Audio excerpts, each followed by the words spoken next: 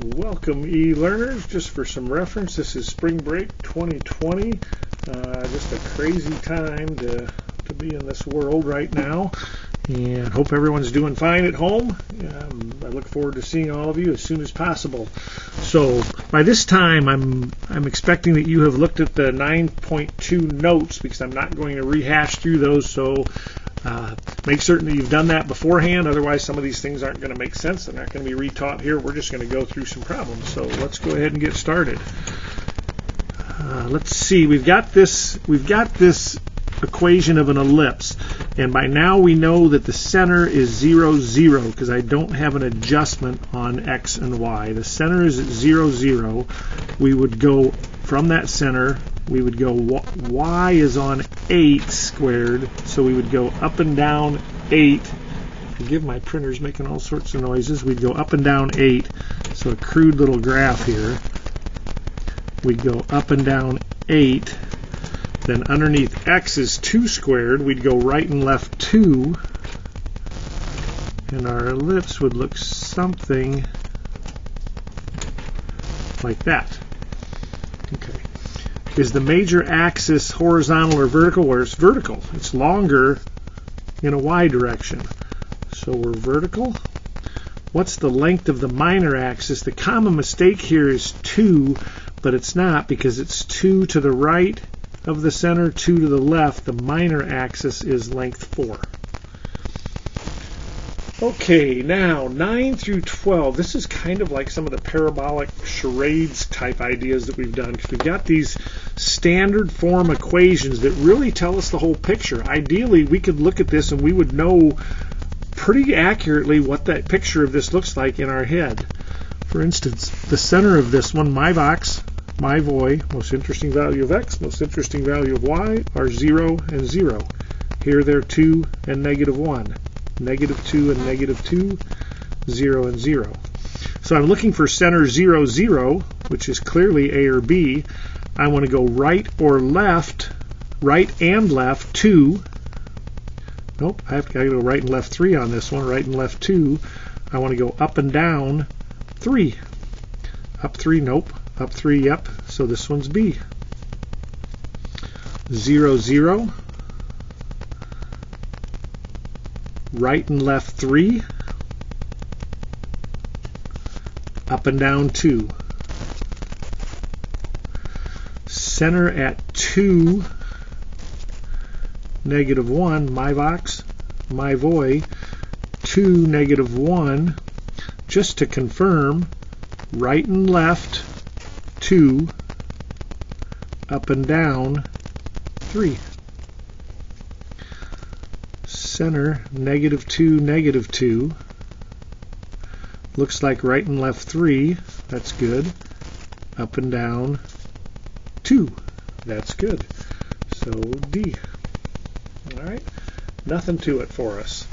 Okay, find the standard form of the equation of the ellipse with the given characteristics. We got everything we need right here. We've got center at the origin for right now. They're going to move us around, but not in this section. Therefore, this is going to be x squared on something plus y squared on something equals 1. Center 0, 0. Right and left 2, so 2 squared 4. Up and down 4. 4 squared 16, and that is it. That's about as nice as they can, about as nice a problem like this as they can give us. It's kind of nice when you see the picture, so maybe we should see the picture. The vertices are right and left 3. Let's just say that's 3, that's -3. The foci are right and left 2, so this graph looks like this. This is an x squared on right and left 3, 3 squared 9, plus y squared on I don't know equals 1. So back to, if you hopefully watched the note video as I mentioned earlier, we know that A is 3, B we'd love to know, And we know C, you cannot spell focus or foci without the letter C. So the C is the distance to the foci from the center is 2. But we also know there exists a Pythagorean relationship between these. And A, half the major axis length, is the biggest of those three. So it's A squared equals B squared plus C squared, or A squared 9 equals B squared don't know plus C squared 4. B squared is 5, and if I wanted to graph this and know anything else, have a good picture of it, know what the minor vertices coordinates are, I'd take the square root of both sides. But I just want to know what B squared is, and B squared is 5. Just trying to head off some of the common mistakes. People will get to there and say, well, I'll put 25 here then, but this is already B squared. That's what we want. Okay. Foci, or up and down 5.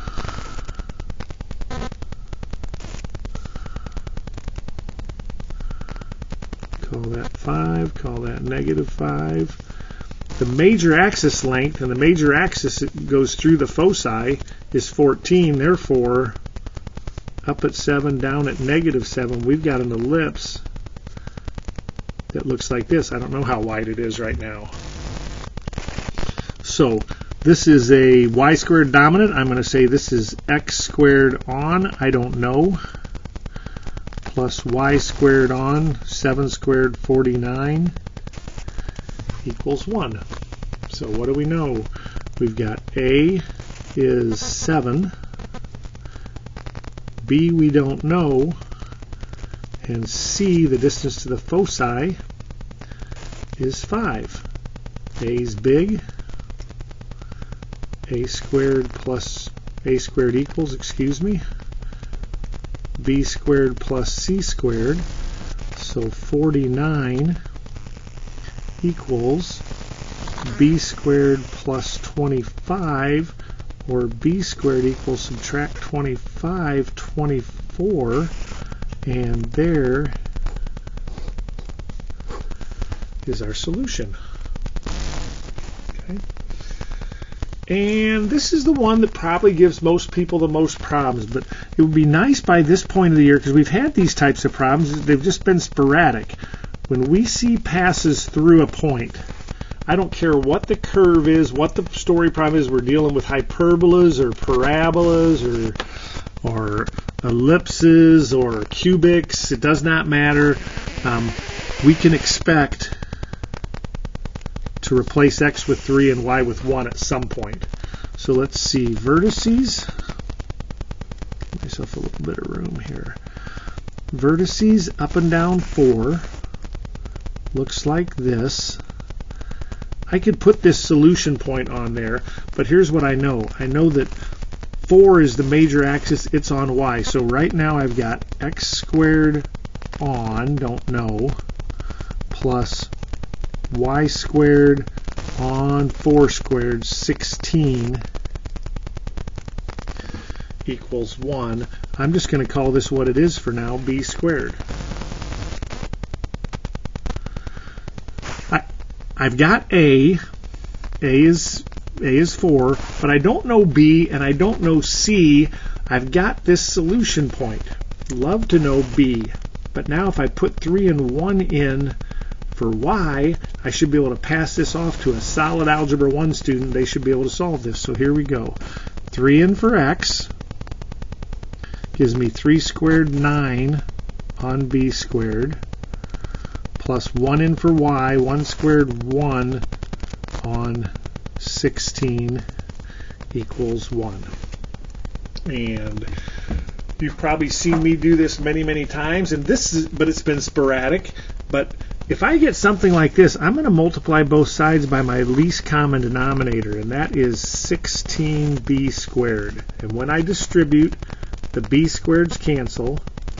9 times 16, 144,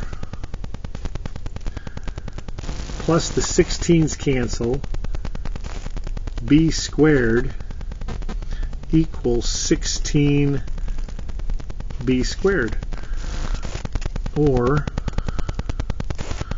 144 equals 15b squared.